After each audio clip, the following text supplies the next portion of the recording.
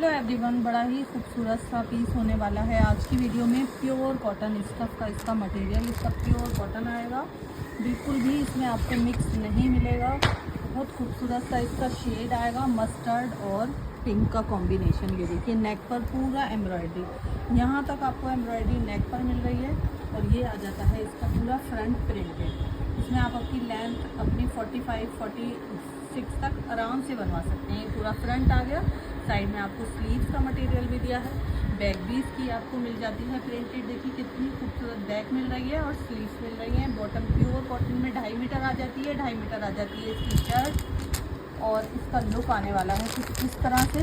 और मैं इसका दुपट्टा आपको दिखा देती हूँ। बहुत ही प्यारा सा प्योर कॉटन मटेरियल का 2.25 मीटर आपको मिलेगा दुपट्टा। प्राइस रहेगा only 870 free shipping, 870 free shipping all over India. आप कहीं पर भी हैं एक सिंगल पीस भी मंगा सकते हैं। प्योर कॉटन का मटेरियल है। वीडियो अच्छी लगे लाइक शेयर ज़रूर करें।